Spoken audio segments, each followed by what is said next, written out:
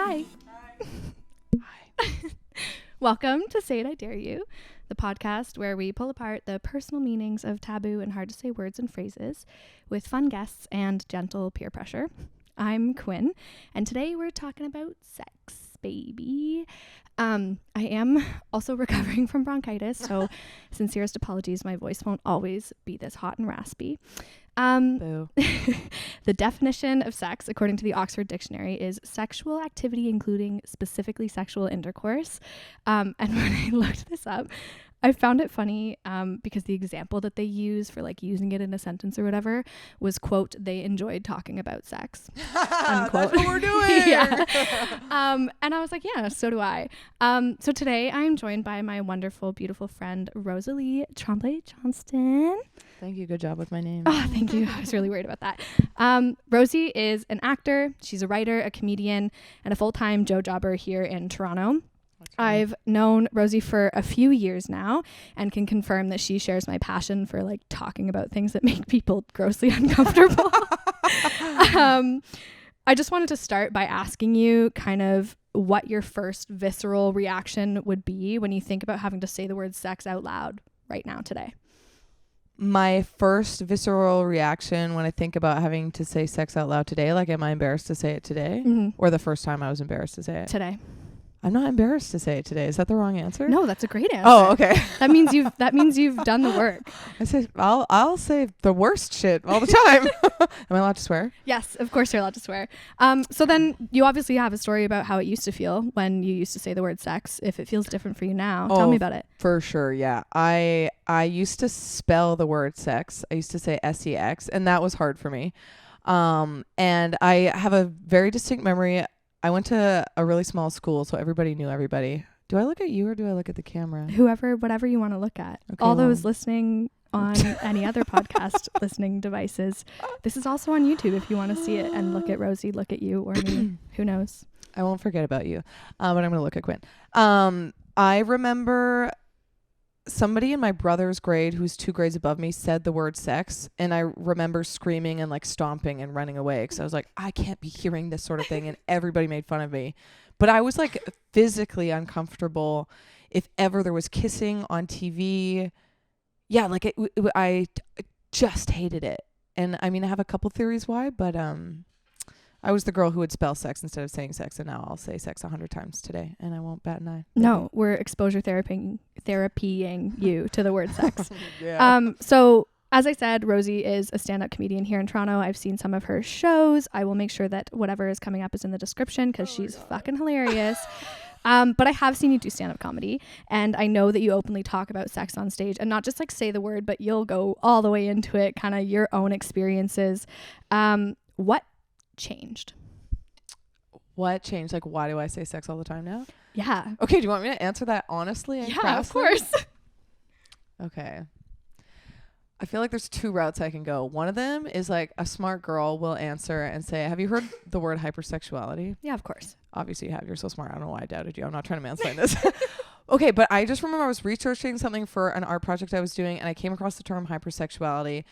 Don't quote me on anything, but basically I learned that it is a trauma response often for people who have been like bad things have happened to them. Yeah. And I do think that that I identify with. And also I just remember I went to like this it was like a college sort of like certificate program, theater school. We were all in our early 20s, and I just remember we were all, actually some of them were like 18, and we were all sitting in a circle like doing a truth or dare, and it became very apparent to me that I was the only virgin, and I was like within my 20s. And that was the moment I realized it was not cool to be a virgin. Like, I thought you just had sex when you became aroused and fell in love with somebody, and that had yet to happen. And I was like, oh, this is so embarrassing. And they were like shocked that I'd never had sex or done anything. So then I think out of shame, I just like, I'm kind of a black and white person. So I just went for it. I was like, okay, I've been a virgin for this many years. Now I'm just going to talk about sex too much. And also, okay, so that's, sorry, you're gonna have to shut me off. No, don't apologize. This is interesting. So I think those are like 2 quick answers. But then like maybe a nicer, kinder, more beautiful answer would be that I feel like sometimes I talk too much about sex, or I want to talk about sex, because I've been the girl that was like so ashamed of mentioning things about sex, so afraid of what sex is, so afraid of how I have to be in sex. So sometimes I just talk about it a lot, because I'm like, maybe somebody in here is like, oh, good to know. That's cool that we can talk about it. Yeah. I find like in our friendship in general, I don't think we've ever hung out and not gotten to the point of talking about sex. And I feel thankful for that. I was like speaking with a friend actually about our hangout and our conversation. And they were like, what do you mean you talk to your friends about sex? I'm like, what do you mean you don't? Like, you don't detail everything. And like, I have this really fun story of Rosie, detailing a sexual experience around a brunch table, and it was her and a bunch of lesbian friends. Is it okay with you if I tell the story? Okay. You're not making it seem okay, but I'm gonna tell it. No, it's cool. It was Rosie, who we'll get to this point, is in a queer journey of her own, and all of her like fully domesticated lesbian couple friends, and she's describing to us like the radical details of where she thought her legs should go versus where they were supposed to go during sex. And in retrospect, this matters if you're having lesbian sex, by the way. It does matter if you're having lesbian sex. But in retrospect, we got to the point where we had our fingers out and we were like pretending like there were legs, trying to show you like, here's how you do it. And we kind of all walked out of this brunch restaurant being like, well, everybody else in the restaurant knows how to have lesbian sex now. Thank God.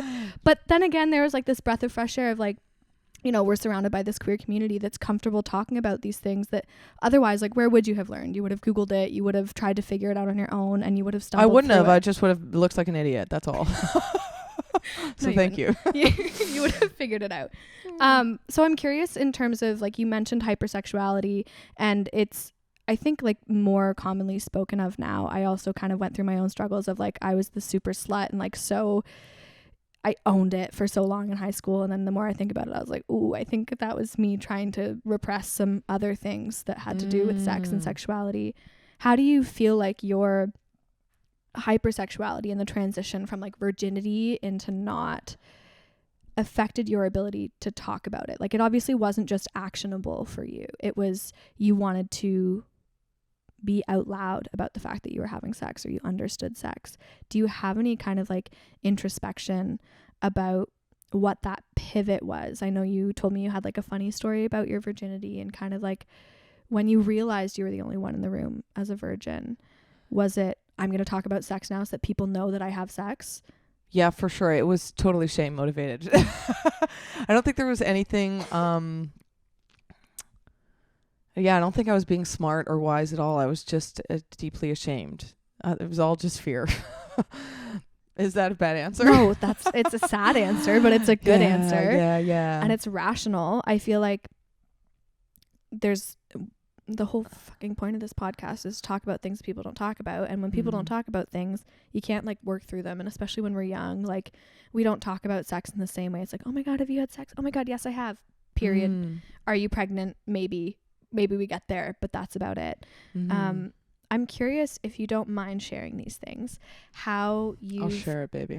How you have kind of rationalized and figured out your journey in queerness in relationship to your experience and your journey previous to that with hypersexuality and sex. Okay, so you're asking me... What are you asking me? That was a confusing question. I guess... Do you draw any correlation between kind of your coming out journey and some of the struggles that you have had with even just like finding a label for yourself, finding a place for yourself in the queer community, and, you know, the kind of linear experience of it being related to the sex that you have and the value that you had in terms of having sex with a man and what that was? Do you think I got gay because sex with men was bad? Is that what you're asking? In a nicer way? Maybe. Okay, yeah, actually that's so interesting. I've been thinking about this a lot lately. I feel like I never like came out. I feel like people were like, you're the gayest straight friend I've ever had. Can confirm. So I don't call it my coming out journey. I just call it my family came journey. I'm just kidding. Okay. Yeah, okay, sex with men for me is interesting because I do think, as much as I have had sexual experiences with men that have been beautiful, and I have been in love with men, and I'm not out here being gay because I'm like, yeah, fuck those guys.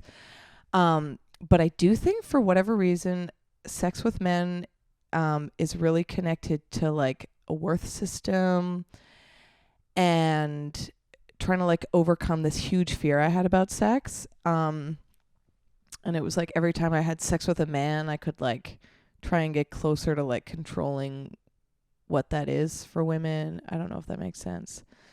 But it was never really about like anything erotic or arousing. Like I remember so many female friends growing up, they'd be like, oh my God, he like kissed me against the vending machine and my whole body was on fire. And I was just like, I don't have that experience when I kiss boys. What's wrong with me?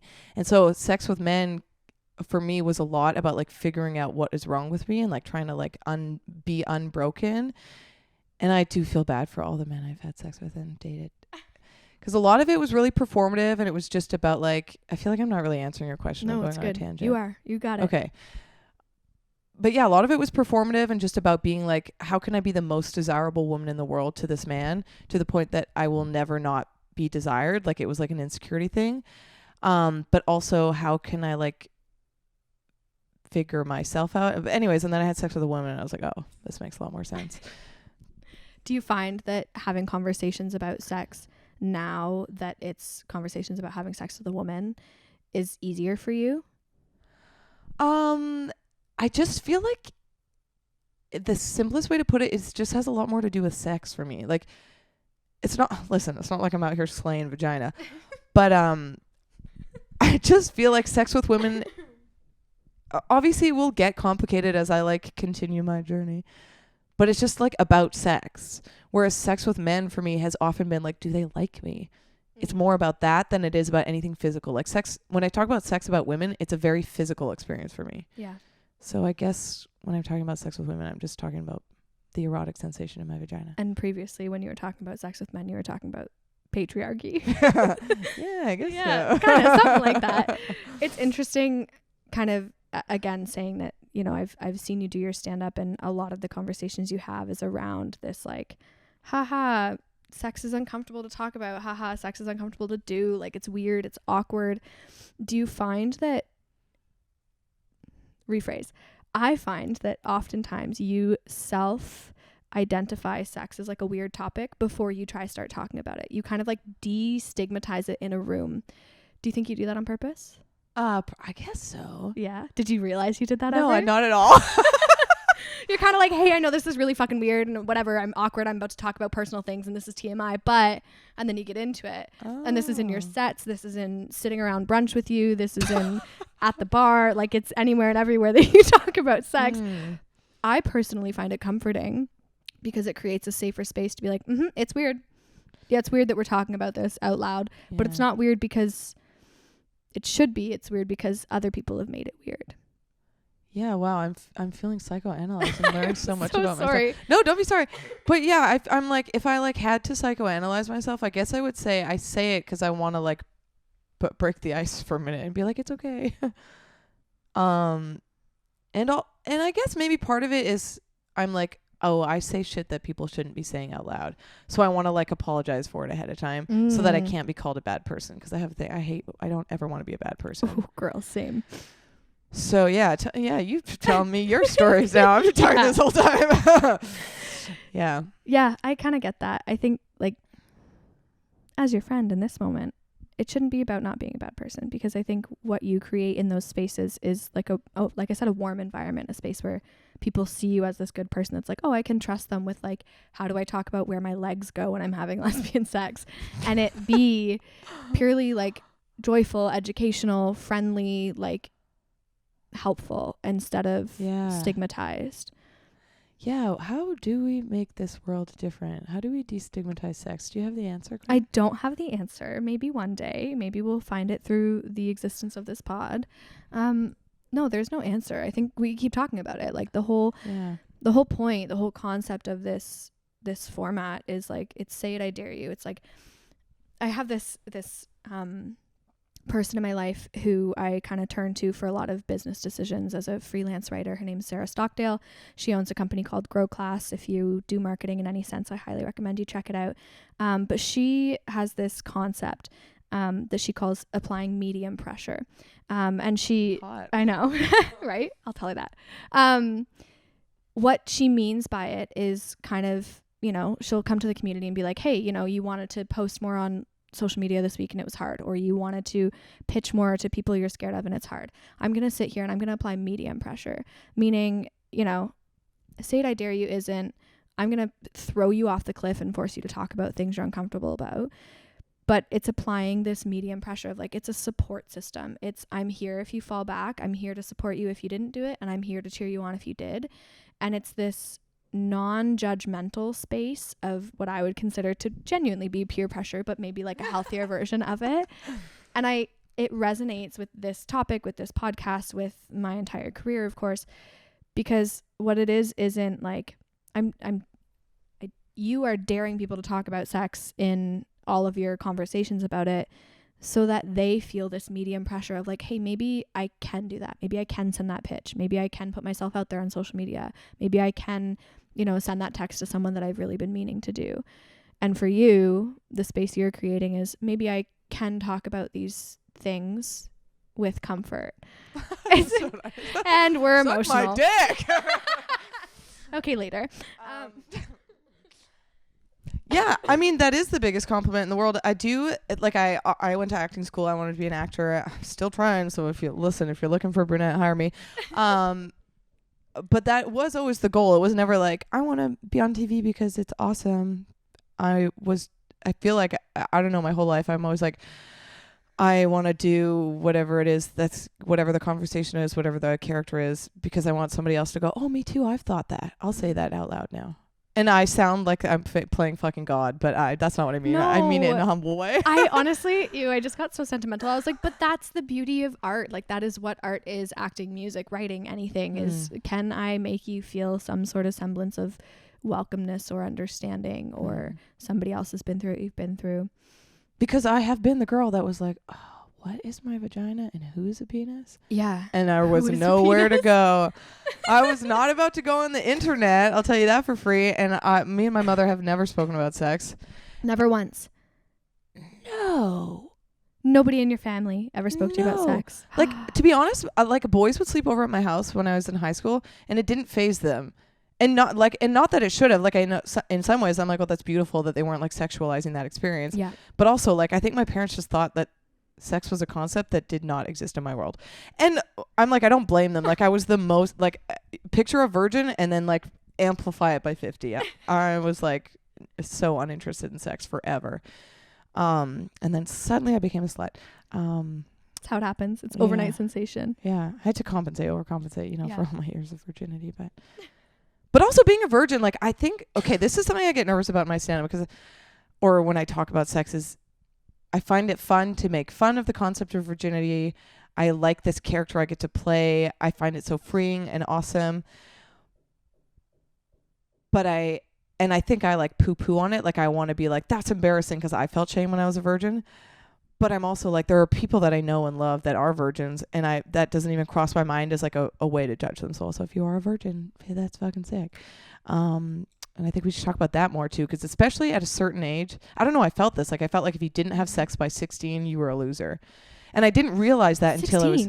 Yeah, I didn't realize that. But yeah, I had friends that were having sex at 13. I grew up in the GTA. My like elementary school, it was called Clear Meadow, and it was nicknamed Queer Meadow because we like wouldn't kiss each other. We wouldn't do anything. So I think I grew up in like a different little world where like...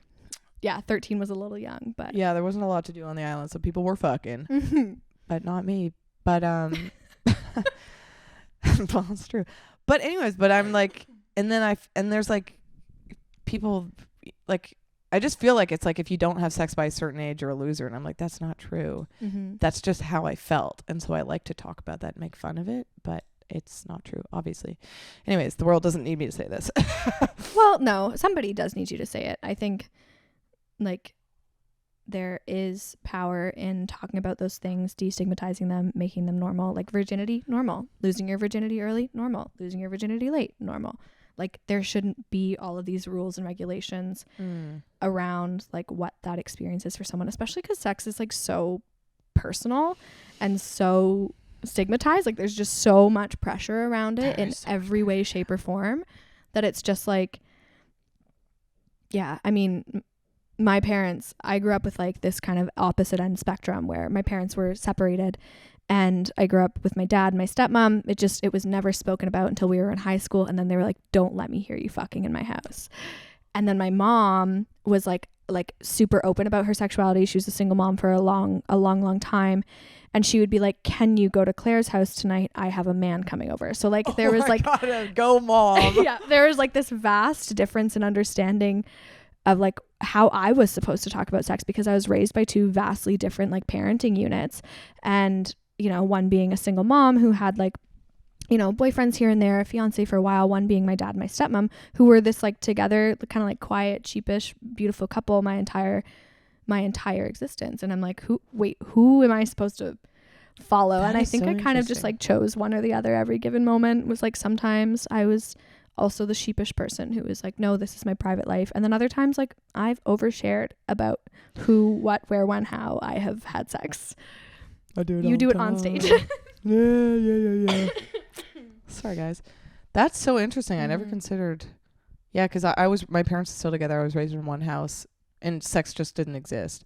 But if you grow up in two different households with two different you know, parenting units that are very different, I never considered that. Didn't know it was right. So I guess like one of the questions that I have for you is, I guess, in your current state, is there a scenario in which you wouldn't talk about sex? Oh, interesting. I mean, short answer, no, but wow, what an interesting question. Okay. With your parents, maybe? Yeah, I guess not. Like having said that though, I think I sent my brother like one of my first stand-up clips. I was like so excited. Me and my brother don't even really talk that much. Sent to my brother and my sister-in-law. And this is me learning you have a brother, and I've known you for years. Yeah, I do. Sorry, Sebastian. We're just not very close. He's awesome, but we've never been close. But I think I sent him and my sister-in-law and my brother's friend, who's kind of like my brother. I sent them a clip, and it had to do with sex. And I was like, oh, it's okay. Yeah, I will talk about sex anywhere. I am trying to talk less about sex. I guess I'll answer this question. I know this is so not illegal. I just have like rounded this corner where I'm like, wait, I want to make it more private. Oh God, we're going to start a whole new tangent. I feel like I learn about myself by saying things out loud and throwing it against the wall. Me too. Which is like totally fine. But then I'm like, damn, the whole world knows everything, which is like fine, I guess. But sometimes there's like things that I'm like, oh man, maybe I kind of wish people didn't know that about me. Or like, maybe I'm kind of embarrassed about that. Or oftentimes if I'm like having sex with someone or a partner, I will talk about those things too. And I'm like, oh, maybe that person doesn't need this many of my friends to know about this moment that happened. So I'm trying to practice, I guess, talking less about sex in that sense. Because I'm like, not that I'm, listen, I'm single, but. It's like protecting sort of the privacy of the person that you're having sex with. Yeah. And almost the privacy of like my little young inner virgin who's like, girl, I'm still figuring it out. Stop saying that out loud so much. But I honestly talk about sex at work. I'm so shocked I haven't been fired 100 times and like been called to HR for saying the most inappropriate things.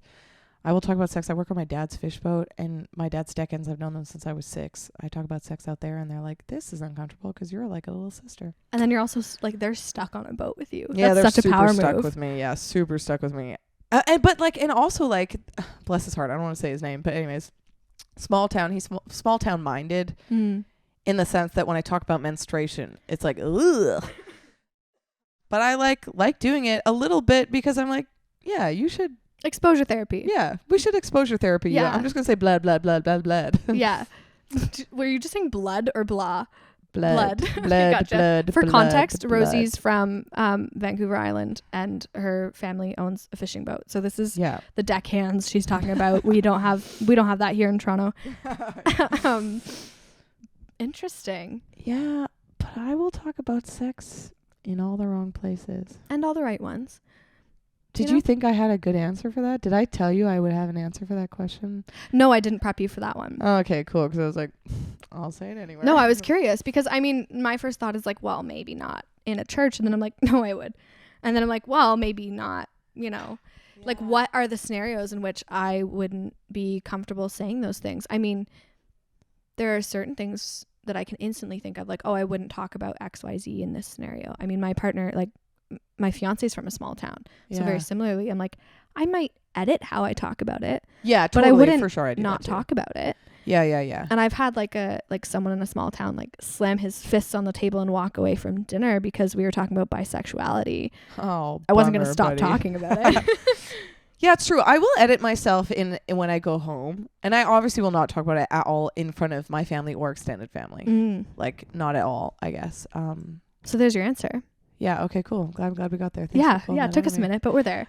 I guess. So my final question is already. I know. Me too. It's so. I mean, we'll keep talking when the microphones are turned off. But so, as a fellow, like, say too many things and make people uncomfortable person, much like myself, has talking about sex or sexuality ever gotten you in trouble? Oh, that's such a good question.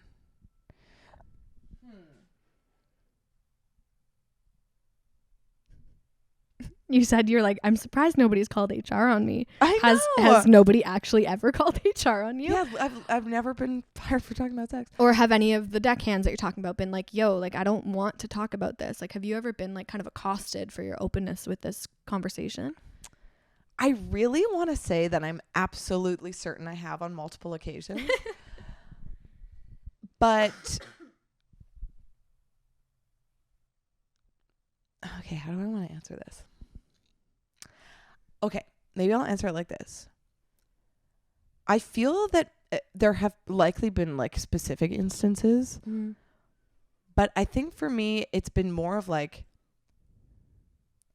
I don't know if the word is like society or like the ecosystem socially in our planet has made assumptions and rules about women and how they shouldn't be confident in certain ways. They shouldn't be sexual in a position of power, maybe. Like, there's a very specific role women play in sex and society. We all know about this, patriarchy, blah, blah, blah. And so I... Go see the Barbie movie. I know, I haven't seen it yet. No spoilers. I almost think it's like the way the world has oppressed me. That sounds so sad. I'm obviously have so much privilege. It's insane. But just sexually, I have felt like a constant quashing almost, in the fact that it was shameful, in the fact that like women aren't there to have like talk about pleasure. Women aren't there for pleasure. They're there for service. Sexually, I almost just think it's like in all the ways that the patriarchy has kind of like done this to me sexually, and that's why I'm like so overt about it. It's because I'm kind of like, no, fuck, I want to know. So get away from me. Does that make sense? It does make sense. It's more so, correct me if I'm wrong, this is my synopsis of what you've said, is like, it's not necessarily that there's like a pivotal moment where you're like, oh yeah, somebody was like, I hated that you said that, but it's just kind of this general weighted feeling of, there's always going to be some sort of opinion or judgment or this like veil of discontent around the fact that you so openly talk about sexuality. Yeah, and I think I have, sorry, I'm extending this. You can cut this out if we you have want. time. Okay. We're good. But like, I've obviously come across friends and people who I love, but who maybe just operate in a different way. And I don't mean this word in a negative way, but like, they're just a lot more reserved. And that's completely fine and beautiful. But I will get a lot of flack from people like them. Like, I'm thinking of specific friends and people I've made. I won't name names. Love them. They're amazing. But like, we will have like a very conflict orientated relationship because I'm so overt. And part of that is probably life trying to teach me a lesson about like how you don't have to talk about sex so overtly. Like, privacy is good. But part of that is maybe life being like, no, keep doing it. And this person's just challenging you to not do it for whatever reason of their own life story. I don't really have a good summation for that. What was I trying to say? I don't know what my point was. But just like, yeah, I can think of very specific instances. I'm like just so hesitant because I'm like, how many people are going to be watching this podcast? It's okay. You do not have to out people right now on their shit. No, yeah, but like there are people that, have like, I've had conflict with people for sure about how overt I am. Kind of same. Yeah, but I guess but more so just in like that general, like I will talk about uncomfortable things. I don't like I similarly to you, I'm like I can't think of like one moment where I talked about sex or gayness or whatever and somebody was like really, really upset. Yeah. But it's just kind of this general, like, I'm not going to stop talking about it just because you're uncomfortable. I'm chill. I'm fine. And we're talking about me and my experiences. So if you don't want to hear it, you can go somewhere else. But also you should probably hear it. Like if talking about queerness or sex or like any pivotal topic makes you uncomfortable, like stick around. Get a little uncomfortable. Learn about it. Yeah. I feel like maybe it's important to say, like, I live a hugely privileged lifestyle. I didn't grow up in the church. I don't have people in my family that I know of that are against any queer identity. So I guess in that sense, I've never felt like specifically like you're not allowed to talk about that kind of stuff. And I have a lot of people in my life that have experienced that. So I'm like, life is good. But there's obviously been.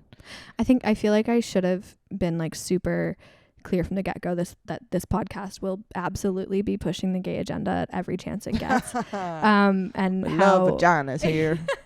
You should have been on the vagina episode. God. Okay, well with that, we're gonna wrap up. That was incredible. Thank you for spending time with me today and sharing your story and your love and your ability to talk about hard, weird, uncomfortable things, because it's made me more comfortable in my life and our friendship. Where can people who are listening or watching find you on the internets? I feel so famous. Okay, are you ready? It's rosalie.sophia. That's my Instagram handle. I don't have any other thing. I don't have Twitter Twitter or TikTok or whatever. You know what I mean? Yeah, so just find me on Instagram. It's pretty cool over there. It's just a regular Instagram account. She posts her reels of her stand-up, and it's funny if you want to laugh, and her stories. If you're not on her close friend stories, you don't know what you don't know, but it is a privilege in and of itself. All that to say, please, if you haven't already, subscribe to this podcast, download the episodes, leave a review. It's super helpful. You can find us on TikTok and on Instagram at Say It I Dare You Pod. Also, come find me on Instagram at Quinn Palmer. And thank you so much for listening. Thank you, Rosie, for being here. Thank you. And we'll see you next week. You're the best. You're the best. Everybody love Quinn. Well...